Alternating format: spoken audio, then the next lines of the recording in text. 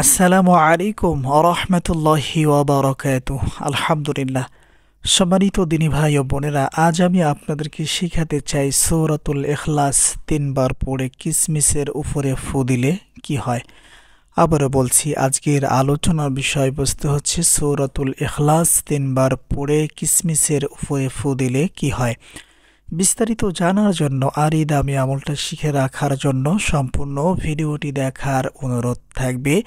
আর প্রতিদিন ইসলামিক নতুন নতুন ভিডিও সবার আগে দেখতে আপনার পর্যন্ত পৌঁছাতে আমাদের এই ছোট্ট চ্যানেলটি সাবস্ক্রাইব করার অনুরোধ থাকবে।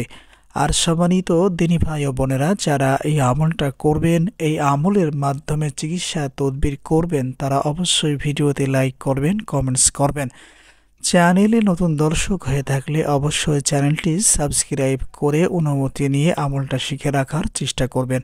সম্মানিত দিনী ভাই ও বোনেরা, আরও একটি কথা না বললেই নয়, বর্তমান সময়ে আমার চ্যানেলের অধিকাংশ ভিডিওগুলোই নকল করতেছেন, বিশেষ করে শফিকুল ইসলাম ভাই। এনাকে বারণ করার পরেও ইনি থামছেন না। আমার বুঝে আসে না তিনি কেমন করে কিভাবে একজন দিনী ভাই হতে পারে। একজন দিনী ভাই যদি সে হতো, তাহলে আরেকজন দিনী ভাইয়ের কখনো সে ক্ষতি করতে পারতো না। শফিকুল ইসলাম ভাই, আপনাকে শেষবারের মতো করে অনুরোধ করে বলছি, দয়া করে আপনি আর আমার চ্যানেলের ভিডিওগুলো নকল করবেন না। আপনি যদি এর পরেও না থামেন, আমি আপনার নাম সহ ছবি দিয়ে দিয়ে তারপরে ভিডিও আপলোড দিব। এজন্য শেষবারের মতো আপনাকে জানিয়ে দিলাম। আশা করব আপনি আর কখনো আমার চ্যানেলে ভিডিওগুলো নকল করতে যাবেন না। বিশেষ করে থাম্বনেল নকল করেন, এরপরে হ্যাশট্যাগ, টাইটেল সবই যদি আপনি নকল করেন, তাহলে আপনি কিভাবে একজন মুদাব্বির হতে পারেন? আপনি কিভাবে একজন তদবির কারক হতে পারেন? অসম্ভব। কখনোই একজন মুদাব্বিরের মধ্যে এ সমস্ত গুণ থাকতে পারে না। এজন্য আপনাকে শেষবারের মতো আমি বলে দিলাম। আশা করি ইনশাআল্লাহ আপনি নিজেকে পরিবর্তন করার চেষ্টা করবেন।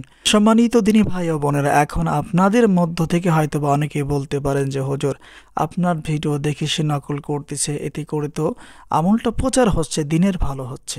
সম্মানিত দিনী ভাই ও বোনেরা, একটা জিনিস আপনাকে বুঝতে হবে। আর সে যেভাবে ভিডিও নকল করতেছে, প্রথমে থাম্বনেল নকল করে, এরপরে টাইটেল, হ্যাশট্যাগ সব কিছু নকল করে ভিডিওটা আপলোড দেয়। এতে করে কি হয় জানেন? সর্বপ্রথম আমি যে ভিডিওটা আপলোড দিয়েছি, এখন আপনি সেম একইভাবে আমার হ্যাশট্যাগ, আমার টাইটেলগুলো নিয়ে নিয়ে আপনি আপলোড দিয়েছেন। আর সেই কারণেই এই প্রথম চ্যানেলটা আস্তে আস্তে করে ডাউন হয়ে যাবে, নষ্ট হয়ে যাবে। এই জন্যই মূলত শফিকুল ইসলাম ভাইকে এটা বোঝানো। আশা করি ইনশাআল্লাহ আপনারা কেউ ভুল বুঝতে যাবেন না। সম্মানিত দিনী ভাই ও বোনেরা, এই আমলটা কখন কিভাবে করবেন পরামর্শ থাকবে ফজরের নামাজের পরে। আর যদি ফজরের নামাজের পরে করতে না পারেন, কষ্ট করে ইশার নামাজের পরে করে নেবেন। ধরে নিন আমি আপনাদেরকে ফজরের নামাজের পরেই আমলটা করে দেখাচ্ছি। সম্মানিত দিনী ভাই ও বোনেরা, এই আমলটা করার জন্য আমাদেরকে কিছু কিশমিশ আগে থেকেই সংগ্রহ করে নিতে হবে। এরপরে কিশমিশগুলা একটু কষ্ট করে ধুয়ে নিতে হবে। এরপরে আমার দেখানো পদ্ধতিতে ফজরের নামাজের পরে আমলটা করে নেবেন। সর্বপ্রথম অজু অবস্থায় 3 বার ইস্তিগফার পাঠ করবেন, যেমন আস্তাগফিরুল্লাহ, আস্তাগফিরুল্লাহ, আস্তাগফিরুল্লাহ। এরপরে কষ্ট করে 3 বার দুরুদে ইব্রাহিম অথবা অন্য কোনো দুরূদ শরীফ পাঠ করবেন, যেমন সাল্লাল্লাহু আলাইহি ওয়াসাল্লাম, সাল্লাল্লাহু আলাইহি ওয়াসাল্লাম, সাল্লাল্লাহু আলাইহি ওয়াসাল্লাম। এরপরে কষ্ট করে আমাদেরকে বিসমিল্লাহ সহ সূরা ইখলাস পড়া শুরু করতে হবে, যেমন বিসমিল্লাহির রহমানির রহিম, কুল হুয়াল্লাহু আহাদ, আল্লাহুস সামাদ, লাম ইয়ালিদ ওয়া লাম ইউলাদ ওয়া লাম ইয়াকুল লাহু কুফুয়ান আহাদ। সম্মানিত দিনী ভাই ও বোনেরা, সূরা ইখলাসের অনেক দাম, অনেক কদর, অনেক ফজিলত। কোনো ব্যক্তি যদি সওয়াবের আশায় মাত্র 3 বার সূরাতুল ইখলাস পাঠ করে, আল্লাহ সুবহানাহু ওয়া তাআলা ওই ব্যক্তির আমল নামায় 1 খতম কোরআন তেলাওয়াতের সওয়াব দান করবেন। সুবহানাল্লাহ। এজন্য সম্মানিত দিনী ভাই ও বোনেরা, বসে না থেকে আপনারাও আমার সাথে সূরাতুল ইখলাস পড়া শুরু করুন। বিসমিল্লাহির রহমানির রহিম, কুল হুয়াল্লাহু আহাদ, আল্লাহুস সামাদ, লাম ইয়ালিদ ওয়া লাম ইউলাদ ওয়া লাম ইয়াকুল লাহু কুফুয়ান আহাদ। যখন একবার বিসমিল্লাহ সহ সূরা ইখলাস পড়া হয়ে যাবে, তখন কিশমিশগুলা হাতের তালুতে নিয়ে একটি ফু দিবেন, যেমন।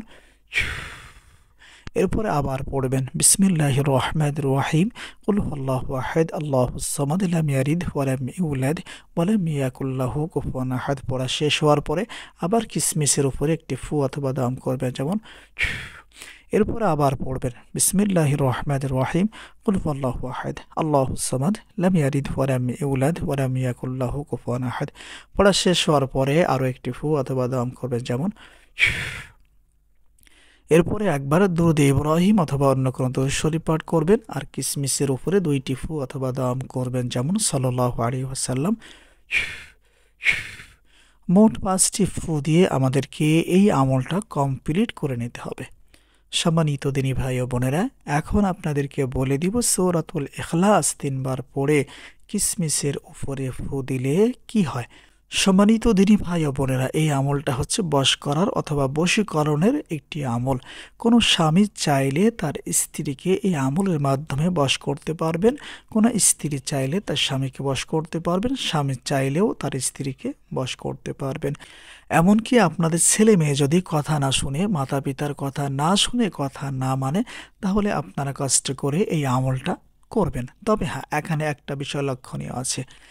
যেই ব্যক্তিদের জন্য আমলটা করার প্রয়োজন, ধরে নিন স্বামী তার স্ত্রীর জন্য আমলটা করবে, তাহলে যখন সে সূরাতুল ইখলাস একবার পড়বে, যেমন কুল হুয়াল্লাহু আহাদ আল্লাহুস সামাদ লাম ইয়ালিদ ওয়া লাম ইউলাদ ওয়া লাম ইয়াকুল লাহু কুফুয়ান আহাদ, এরপরে ফু দেওয়ার আগে আমাদেরকে ওই ব্যক্তির নাম নিতে হবে। স্বামী যদি স্ত্রীর জন্য আমলটা করে, স্ত্রীর নাম উচ্চারণ করতে হবে এবং স্ত্রীর মায়ের নাম উচ্চারণ করে তারপরে কিসমিসের উপরে একটি ফু অথবা দম করতে হবে।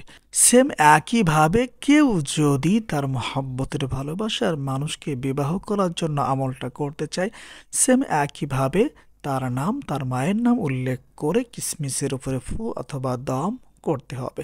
আবার কেউ যদি তার সন্তানের জন্য, তার কন্যা অথবা তার ছেলের জন্য আমলটা করতে চায়, তাহলে সেখানে কিন্তু মায়ের নাম উল্লেখ করার প্রয়োজন হবে না, পিতার নামও উল্লেখ করার প্রয়োজন হবে না। শুধুমাত্র কষ্ট করে সূরাতুল ইখলাসের এই আমলটা কমপ্লিট করবেন, এরপরে আপনার ছেলে অথবা মেয়েকে খায়া দিবেন। আশা করি ইনশাআল্লাহ এই আমল করার পরে আপনার সন্তান আপনার কথা শুনবে, আপনার কন্যা আপনার কথা শুনবে। সম্মানিত দিনী ভাই ও বোনেরা, আর যারা নিজের স্বামী অথবা স্ত্রীকে বশে আনতে চান, তারা কষ্ট করে নামের উপরে এই আমলটা কমপ্লিট করবেন আর তাদেরকে এই কিসমিস খায়া দিবেন। আশা করি ইনশাআল্লাহ কোনো স্বামী যদি এই আমলটা করে কিসমিসগুলা তার স্ত্রীকে খাইতে পারে, তাহলে স্ত্রী তার বশে চলে আসবে। অথবা কোনো স্ত্রী যদি আমলটা করে কিসমিসগুলা তার স্বামীকে খাইতে পারে, তার স্বামী তাকে মহাব্বত করবে, ভালোবাসবে, তার কথা শুনবে ইনশাআল্লাহ। সম্মানিত দিনী ভাই ও বোনেরা, আজকের ভিডিওটি এ পর্যন্তই। দেখা হবে কোনো পরবর্তী ভিডিওতে। সে পর্যন্ত আল্লাহ সুবহানাহু ওয়া তাআলা আমাদের সবাইকে ভালো রাখুন, সুস্থ রাখুন। আসসালামু আলাইকুম ওয়া রাহমাতুল্লাহ।